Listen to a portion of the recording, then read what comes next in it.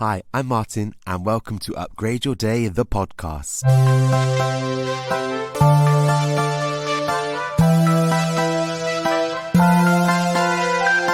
I think people, you can have a million crystals and have them on, all the shelves in your room and in your house, and they look really pretty. Unless you're actually doing something to work with them, they're not kind of going to create this massive miracle and transformation in your life. You have to work with the crystal to actually get some kind of benefit from it.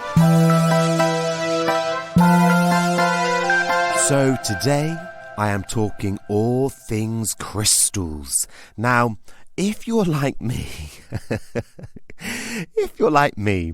and you kind of follow a bit of a holistic approach to well-being, you kind of have this interest in everything that's just maybe for some people a little bit out there, a bit woo-woo, whatever you want to call it. Crystals are fascinating. I'm drawn to them, certain colours, certain patterns. When I read up about them, I connect in that moment, yet I really don't know much about them. And as I mentioned in this podcast, next year I'm really going to try and read and study more about them. So this chat with the lovely Stella from Moonstone Healing, based in Maidenhead, the next town on from me, is really lovely. It's really interesting, and she is the most loveliest person that I now like to think she's my friend. She might not feel the same.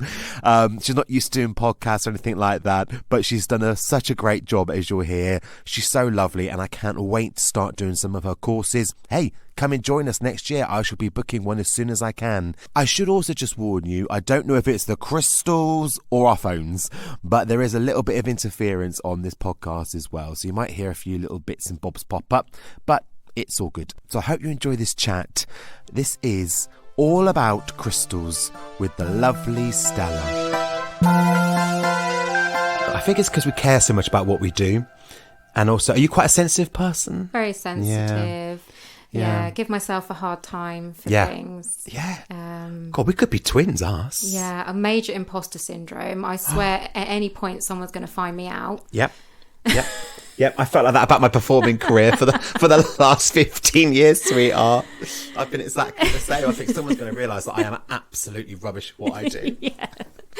Well, I think they know that anyway, and they just let me get away with it, to be honest with you. But I think that's the thing. I think people that are sensitive are also are a lot of the times control freaks, and also imposter syndrome, and just worry about what people think.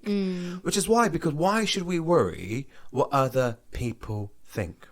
Why should we do that? I think it just obviously comes from some kind of lack of something, lack of belief in ourselves, or lack of worth somewhere, that you're worrying so much about what other people think or how you come across, or giving yourself such a hard time when you wouldn't think that way about someone else. No, you only think about yourself. We're so mean to ourselves. So we say, imagine if a friend was giving you advice, what that friend would say to you, and then you kind of go, oh yeah, that's a really good point actually. Why am I overthinking this? Would you say you're an overachiever? Yeah, so sometimes I have to figure out, am I doing this because it's something I genuinely want to do, or am I doing it because I'm trying to prove that I'm good enough to do it? So I kind of have that battle with myself sometimes. I think for me, it was always a case of, when I was at school, I was rubbish at everything.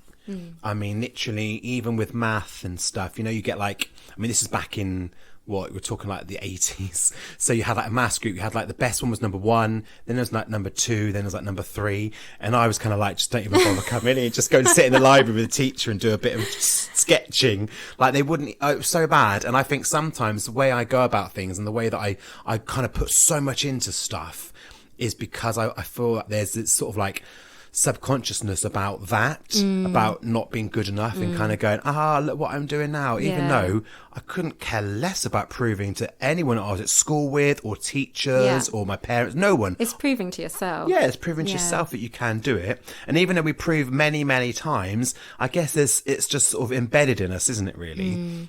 And so I think it's good to be an overachiever, but it's good to know your limits and not to make yourself ill with it, which sometimes, I can stay up for for hours doing work, and I now, with my mindfulness practice, especially in the last 2 years, I can go, stop, not important, go to bed. I think the difference is now where we have an awareness of when we're doing it. So even when we're not quite able to stop ourselves, now we have this awareness and can see when we're falling into that pattern. So, that's progress at least, isn't it? And I definitely know how to kind of look after myself and, like you say, know when to stop it. And that's only been the last few years, or else otherwise it's madness. But I do have to say, we're rabbiting on here, but you have brought some lovely things for me today, which I'm going to grab here as well, because today we're talking crystals. Get round to it eventually. We'll get round to it. Been chatting for 10 minutes. So this here is, let me just grab that, because what did you explain this was? That's a pendulum. A pendulum. Yeah. And the crystal? It's rose quartz. Rose quartz. So that's all about self-love, compassion for yourself and love for others as well. And with a pendulum, so explain a little bit about how that works. Okay, so it's basically picking up on your inner wisdom, your intuition. So we're all really naturally intuitive. I think especially working with children the last couple of years with crystals, that it's become even more apparent how naturally intuitive they are. And that's something that we all have, but as adults we kind of lose touch with that. So when you're working with crystals, you're kind of getting back in touch with that intuition and that inner wisdom. And when you use a pendulum, it's basically, you can use it to get a yes or no answer for something, or you can also use it to check your chakras and see where there might be a blockage there. And is this the same sort of thing when people are, when they say they're pregnant and they tell if you're having a boy or a girl? Right, yeah. Is that the same sort of thing? You can use it for that, yeah. I mean, obviously you wouldn't go around telling people that you can predict the sex of their baby. No, exactly. But, you can really use it for guidance. You can use it to help you choose crystals. Which ones might be best for you at this time, or sometimes I use it to help me choose oracle cards for readings, or just general guidance. I got really overexcited when I first figured out how to use a pendulum, and I was literally asking it for, like, should I have a cheese sandwich for lunch? Or no, that wouldn't. I got absolutely obsessed, and I was like, you've got to rein this in, Stella. That's not good, because I'd be like saying, if I do get KFC, will I put on more weight or can I get away with it? Oh, thank you, pendulum, I can get away with it. Get the takeaway menu, Bruce. So just kind of being mindful of what you're using it for. But the idea is that it's picking up on your intuition. Oh wow! And how do you use this? If I'm doing this myself? Okay, so you're holding it over. So you've got a chakra in the palm of your hand. So we know we've got the 7 main chakras in our body, but we've actually got sort of lots of little chakras all around the body. So we've got one in the palm of the hand. So if you're holding it just above the palm of your hand, that's it. So just hold it there a second, and you might see it starts to wobble a little bit. Yeah. So it's just kind of connecting to your chakra there.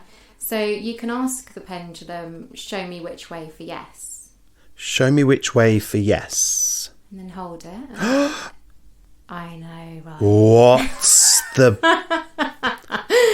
So that's your way for yes. So then let it stop, or stop it, and then ask it to show you which way for no. Which way for no? Just give it a second. Oh. Give it a second. Oh. Take a moment. And so is that going a different way? Oh my God. Yes, it is. So you can just kind of test it out and ask it a question that you know the answer for. So just, So that's is now my going... name Martin? Just check and see whether it's for the listeners, that is going sort of like clockwise, and before it went anti-clockwise. Crikey. I know. And I was holding that for ages, and it just didn't go anywhere until I actually asked it.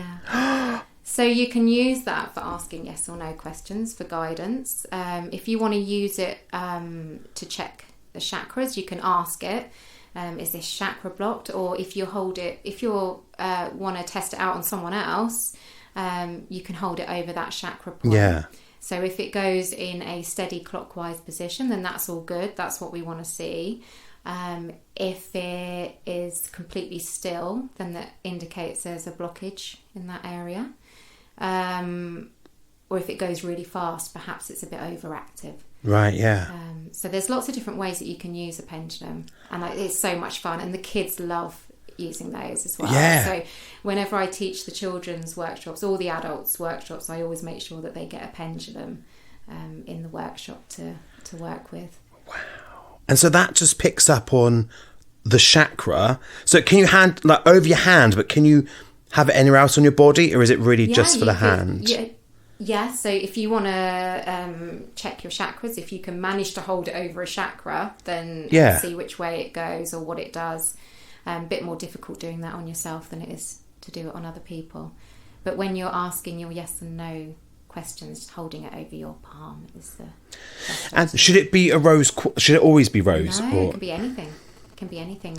And does it matter if it's different crystals, or is it? No, it's you just... can get them that have got all different crystals in it as well. So yeah, it really doesn't matter too much. You can just use what resonates with you. And so, would you say do you use this often? Do you use it daily, or? I use that when I'm giving Reiki treatments. So I'll use that at the beginning of a treatment, and I'll hold it over each chakra point, just to get an indication straight away where there might be areas of blockage before I start doing the treatment. And then I'll do it again at the end to see whether it's cleared. And so if it's blocked, it doesn't move. Yeah. And if it's cleared, it will move. Go in a clockwise direction. In a clockwise direction. Oh my gosh. See, this is what I want to learn more about. I definitely want to learn more about this next year, which means I probably should come and do some of your Reiki sessions, shouldn't I? I do a crystal workshop for adults, which is like a whole day, and it's really beautiful because it's not just about how to use the crystals, but it's meditations and different little exercises to kind of really get you in tune with what's going on with you in your life at the moment and how crystals might be able to help you, rather than just what they do. I am so going to do that. I'm absolutely going to do that next year because I find that fascinating. Because it's also little things like this you forget. Like, you see pretty crystals, or people buy you crystals and think, oh, that looks nice to put on your desk or something. But you forget about the whole chakra and how it can link with that. Yeah, I mean, I think you can have a million crystals and have them on, all the shelves in your room and in your house, and they look really pretty. Unless you're actually doing something to work with them, they're not kind of going to create this massive miracle and transformation in your life. You have to work with the crystal to actually get some kind of benefit from it. Yeah. And does it matter what different size is, or is that a good size? What I've got at the moment is probably like an inch, is it? About an inch? It's like a little... Well, it's not the size that counts, but what you do with it that matters. Oh, I go straight to size, and I straight to the size. So it's not about the size of the crystal. It's really just how you connect with it, and what it can do for you. Wow, I love that. And then here, you've also got, let me explain it. So to me, who doesn't know very much about crystals, it's a lovely orange crystal. A lovely, let me grab this one. So there's a little piece of wood. That's what I can see. And some of you that know about crystals will be like, oh, here he goes. What's he talking about? A bit of wood. But it is a beautiful orange crystal, and it's got a point to it, and it's lovely and smooth, but then the edges are quite rough. They're sort of white where the sort of like the crystal's been broken there. And I really want to smell it, because I'm just like, it looks like it should smell like oranges. It's gorgeous. Yeah, it's very vibrant. So explain this one to me then. That's orange calcite. So so this is the one that I bought from my friend's daughter, who's got her little crystal business, Eleanor. Let's do a shout out. What's it called? Shout out. So Eleanor's got a little business called Starseed Crystals, and she's got some shelves in a shop called Aura in Maidenhead Town Centre. So she's only 13, and she's built this amazing business. She's kind of known locally as the Crystal Girl. Wow, I love the Crystal Girl. Which is amazing. So this is from her shop. And this is orange calcite. So this is what I felt intuitively that you would need in your life. And it's very vibrant. Very beautiful. It's really beautiful. I'll put pictures on social media as well when this goes out, and you'll be able to see all these things if you look at my Facebook or Instagram page. We'll put a picture on there. But it does come with this little bit of wood that to me looks like it should be going on a fireplace. A bit of kindling, that's what it looks like. So explain that to me. That's Palo Santo. So that can be used. Palo Santo sounds like a singer. I could Palo Santo. That does sound like a singer, Palo Santo. I kind of want to buy his album. Sorry, I'm being rude now. I'm being rude. Go on. So basically, you've heard of sage and smudge sticks. Yes, yeah. That you would use for cleansing the space, or cleansing your crystals. So Palo Santo would be used in the same way, and it's got a really, really lovely smell. So you can light that, and you can use that to cleanse your crystal. You just hold your crystal in the smoke, and that would cleanse it. Because obviously, when it's come from a shop or you've probably had loads of different people handle the crystal, and you want to just cleanse it and get it back to its original state, ready to absorb your energies. Because when you're working with a crystal, it's picking up on your unique vibrational energy, and you're picking up on its unique vibrational energy, and these frequencies kind of tune in together. So you want it to be cleansed and ready for that, ready for you to use. That's amazing, because there is a shop in Glastonbury. Let me get out what it says here. There is a shop here, and I need to do a shout out. It's called Sons of Asgard. Okay. Have you been to Glastonbury? Yeah. There's loads of. It's literally, there's a place called it? White Rabbit. So for those of you that go to Glastonbury High Street, there's the church halfway along the High Street. Yes. Yes, and if you're stood with your back to the church, if you go right, you go down, you go around the corner, but it's just down there. It used to be an old bank, I think, opposite Burns the Bread, and they sell crystals in there. And I bought this crystal bracelet in there, and they said, "Oh, do you want to cleanse?" I was like, "Oh, yes, please." And it was either this or sage, and lit it, and then he just wafted it around a little bit and cleansed it, and it was beautiful actually. And you're right, it smelled really, really nice. It's quite light, that smell. Sage can be quite heavy, right? Yeah. So I find that's a bit lighter. Yeah, it's absolutely lovely. And I have to say, my other little present you got here is a gorgeous little candle. I mean, we can't beat candles, especially now in the autumn. From the Witchy Kitchen. And so explain this candle for me. Again, I'll put a picture on my social media. So it's got some red carnelian crystals in. So that again is the lower chakras. That's your root chakra. That's to help you feel stable, grounded, centered, and when your energy's feeling a bit scattered, it's a good one to keep you grounded. And it's got some sandalwood and some frankincense resin in there, so you'll get little hits of different smells as it burns. Oh, that is going to be so lovely. And do you have a favourite crystal? Is there a crystal that is like your go-to every time? Yeah, I go through phases, and really it's kind of interesting to look back on what's going on in your life when you're drawn to a particular crystal, because if you can kind of look at yourself through the lens of the crystal, you'll find out a lot about yourself. So through different points in my life, there's been different crystals. I think there's a few. I'd say rose quartz. I always say to everyone, you can never have enough rose quartz. I have literally got it in every single room in my house, and that's no exaggeration. It's in every room, including the bathroom. Like to have a nice rose quartz bath. And I've got my little book of crystals here. Now, you see, we were saying earlier before I started recording that I have a million books that I call flick-through books, like cookery books, whatever. And on a Sunday, if I want to just chill out, I sort of think I'll pile the books up and I just flick through them. And so I've bought this little essential book of crystals from the works, £4. Can't go wrong. A works book, can you? And it's brilliant because actually it's just listed a load here, and it's just little ones that you can sort of flick through and read. There's no massive study or anything. And I'm just seeing if they've got a rose. What did you call it? Rose quartz. It's a light pink one, so it's connected to the heart chakra. Oh yeah, page 62. I'm going to have a little look at this one, and I think that is quite a popular one, isn't it, for a lot of people? And it's all about love, really. It's about love for ourselves, love for other people. Self-compassion, and the reason I've got so much of it is because I really feel that once you've got that self-compassion and self-love in place, everything else kind of falls into place in your life. But we really struggle. We were talking earlier about that we struggle with this being kind to ourselves. So So yeah, rose quartz is really good for that. Well, it's got here, best for manifesting unconditional love, romance and healing. I love that. You can never have too much. So yes, exactly. But as well, I mean, the books are great. Crystal Bibles are great. And when I first started out and I didn't really know much about crystals, I used them a lot. But actually, when you're going into a shop, I would do it the other way around. So I'd go with your intuition. What are you drawn to when you're in a shop? What crystal keeps kind of grabbing your attention? Yeah. How do you feel when you hold it? And trusting your intuition that you know what crystal you need. Yes. Because I think if you've got these preconceived ideas of what a crystal can do for you, you might be blocking off your intuition a little bit, or not allowing space for your intuition to lead the way. Yeah.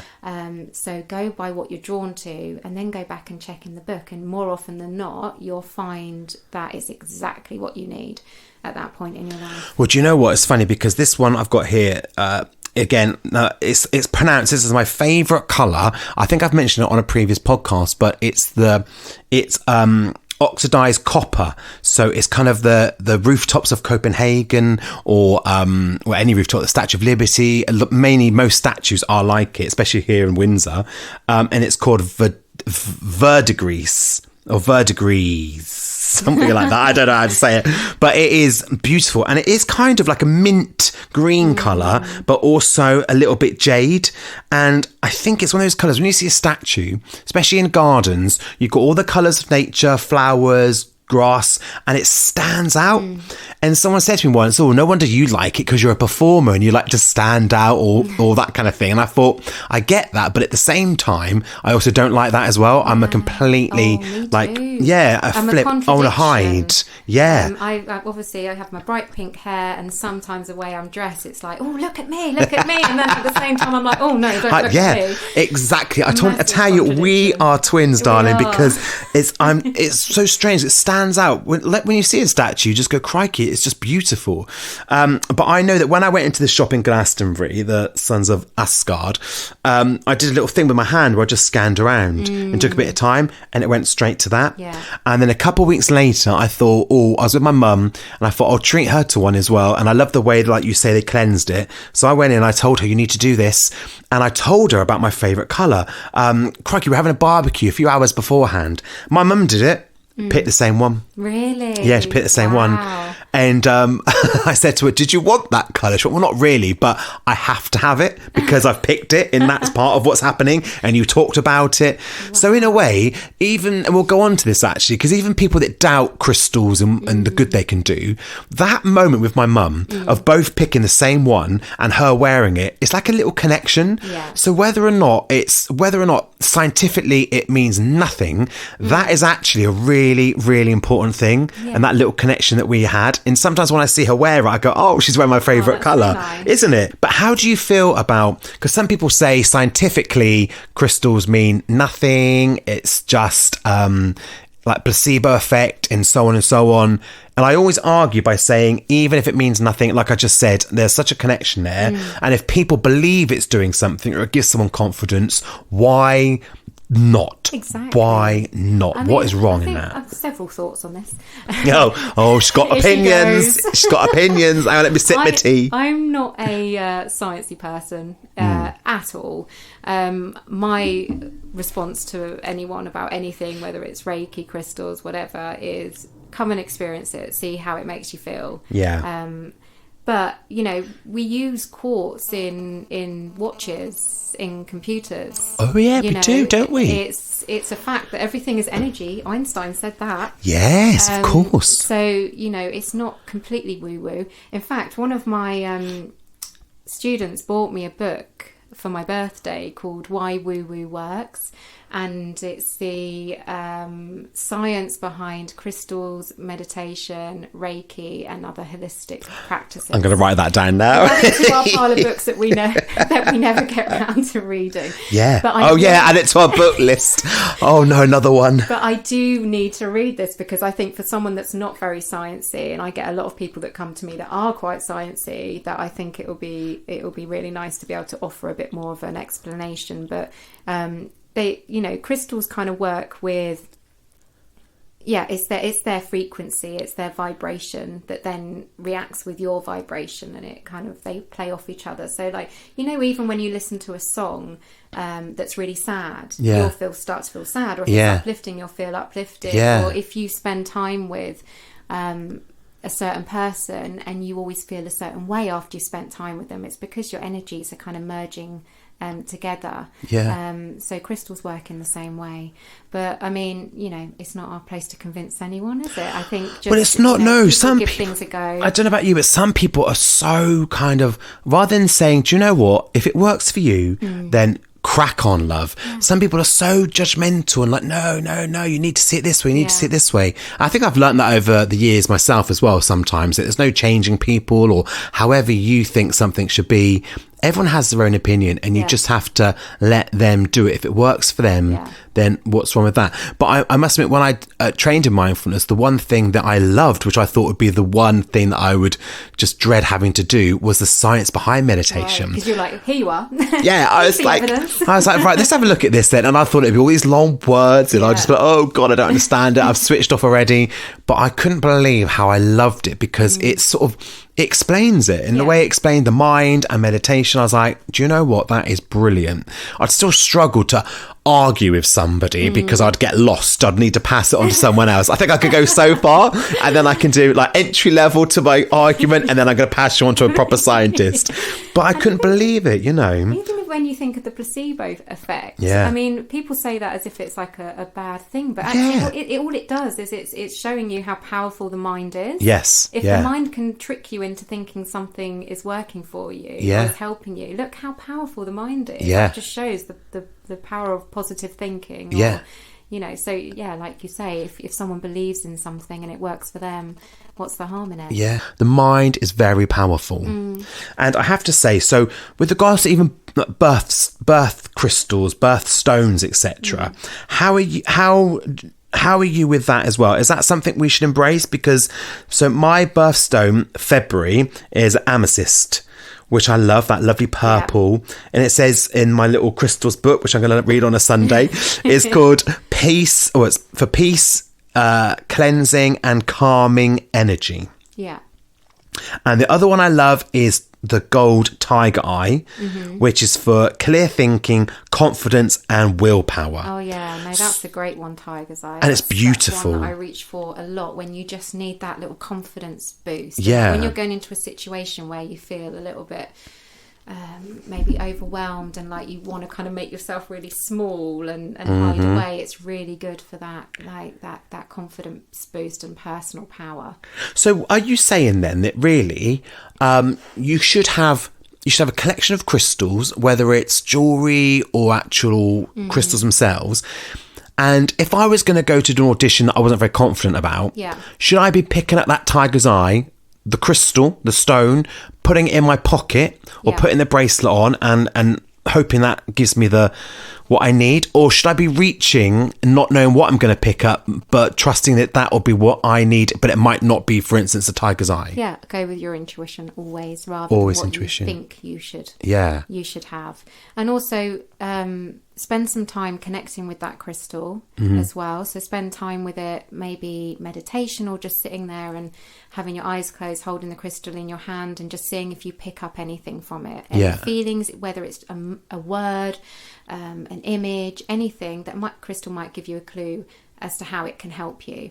Or you can set your crystal with an intention, so you can do the same thing. You can hold the crystal in your hands and you can program it. You can just tell it what you want it to do for you. I program this crystal to either give me more confidence, help me speak clearly, put in more boundaries, or whatever you want it to do. You can set it with an intention. And so I guess rather than that tiger's eye for that audition, if I picked up the amethyst, and like it says on here about a calming energy, it might be that I just need that more than I do that whole willpower. That's right. It might be just is actually doing it that way, is that crystal might actually direct you to the reason why you lacking in confidence. Yes, yeah. Rather than just, choosing something that helps you with confidence. Yeah. It's going to give you a little bit more clarity and insight if you're using your intuition.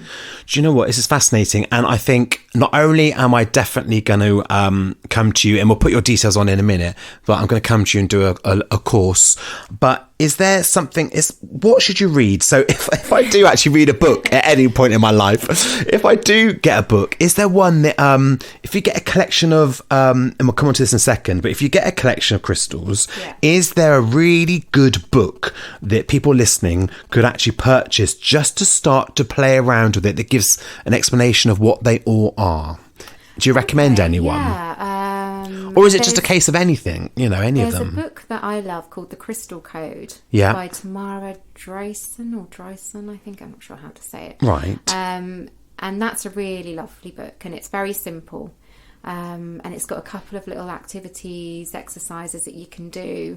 And then it's got a list of a selection of crystals. Right, gives you information about them. And what would you suggest, Pete, if people are listening going, right, I'm going to get that book, I'm going to do a bit more investigating, but just to start me off, just to see how I go, is there a certain collection of crystals you think people should get, or should they possibly go to a crystal shop and just play around with what's in front of them? Well, obviously, always just go with what you want to do. What I do when I teach the workshops, I make sure that students all have a set of chakra crystals, so that they are able to go away with something that they can use for like all over body healing. So without going so far into chakras, because that's a whole nother podcast. Yes. But very basically, the chakras are the energy centers in our body that we need to be flowing. We need to be unblocked so that energy can flow throughout our body, and we feel healthy and happy. So crystals are really good for nourishing the chakra centers. Right. So you can very easily, if you look up on the internet what colour each chakra is, very simply you can go and choose the same colour crystal for each chakra, and that's a really simple way of doing it. Yeah. And so then you can go home and you can lie down, put your crystals on all the chakra points, and do it that way, or you can spend time, say, work with one chakra and one crystal at a time for a few days, and just seeing what happens for you when you use that crystal. I love that. So I think, and actually I must admit, when I do gigs around the country, every town I go to, I always mooch about. I love a charity shop. I love popping into a charity shop. You don't know what you're going to find. There's always something. And there'll always be, as myself and my husband call it, our shop, which is always that, I call it Glastonbury shop. It is just with the joss sticks and the crystals and so on and so on. And there's always one in every town, sometimes two or three. I can't think of one town I've been to that hasn't got one, apart from Windsor, actually, just up the road. There's nothing like that, is there? We need to open one, babes. We need to open one. The Crystal Twins, we could call it. We need one. But there's none here. It's weird, isn't it? Yeah. How interesting. Yeah, there's always one. So I reckon anybody listening to this, a great way to upgrade your day, which, and also they're not expensive, are they? They're not. You don't need to have these big, elaborate, huge crystals. You don't even need to have a huge collection. It's better that you're working with one or two and really connecting with them than to have loads and loads of them. Well, great way to upgrade your day is just to get a few crystals and get a little bit of a book or download stuff off the internet and have a little look what it says. And just as you say, just play around with it and just see if things could work for you. I think that's a really lovely way of going about having a little upgrade, because for some people it could change everything. Yeah. And if it's not your thing, it's not your thing. Who knows? But it could make a big difference. Yeah, give it a go. For not a lot of money. And then come and see you for a course. And then... So just explain your courses then. So how often do you run them, etc.? I do an adults workshop and I do a children's version. Amazing. So the adults is a whole day. It's like 10 till 4 or 4:30 or something. And it's lots of meditations, lots of different practical exercises to get you to connect with your crystals and receive any messages from them, or any insights into, you know, what's going on for you and how crystals might be able to help you. So it's a really beautiful day. I always describe it as a bit of a retreat day. Yeah. We have lovely drinks, and I make you lovely food, and it's a really beautiful day. It doesn't feel like you're learning, even though you are actually learning a lot. And yeah, it's beautiful. And the kids version is split into 2 separate workshops, so that they're shorter, and they basically do similar kind of stuff as well. And yeah, children are amazing with crystals. And just talking about making lovely food, which I'm sure you do, but my sister bought me one for Christmas, because I'm sort of trying to get into the holistic side of well-being. She bought me a little water flask, and it had the crystal inside it, you know, those ones. How do you feel about them? Is that a good thing? Because some people say you've got to be careful, you've got to be that it's the right ones, and so on and so on. I mean, you can make your own crystal water really easily. That's one of the things that you can do. So you can make moon water, and then you can moon. You can make moon water. So put your jug or bottle of water out under the full moon, so it absorbs all the full moon energy. Yeah. Then you can add a couple of crystals in. Make sure they've not got mercury or lead in, and you're going to poison yourself. So just have a little Google and check. Listeners, note. Just check first. Yeah. And you can put your crystals in the bottom of the water, and you can drink it. Oh. Yeah. Well, that's a nice idea. Or you can make them into little sprays, little room sprays, crystals in the water, and maybe add essential oil or fresh herbs or flowers. Yeah. Just, you know, whatever energy you want to bring to that room. Yeah. Or, you know, a relaxing sleep spray. Because if you have your crystals, you're meant to put them out for the moon, aren't you? So the moon, actually, you know how we talked about the Palo Santo cleansing the crystals? So the singer, yeah. Yeah, the singer. The moon can cleanse your crystals, but it can also charge it, give it a boost of energy at the same time. So yeah, you can put them under the full moon. Actually, you can put them under any moon, but the full moon is the most powerful. Right. Or you can leave it on your windowsill. Doesn't actually have to be outside. You can also leave them in sunlight, but only do that for a few minutes. Right. And actually, you might notice the difference between the crystals that are charged under the sun and under the moon, because you might find that the sun's energy gives your crystals kind of a really energizing boost of energy. Energizing energy. You know what I mean? Yeah. Motivational. Yeah. Whereas the moon might be more subtle, more calm. Right, yeah. So yeah, it's fun to kind of play around with that and see how that affects your crystals.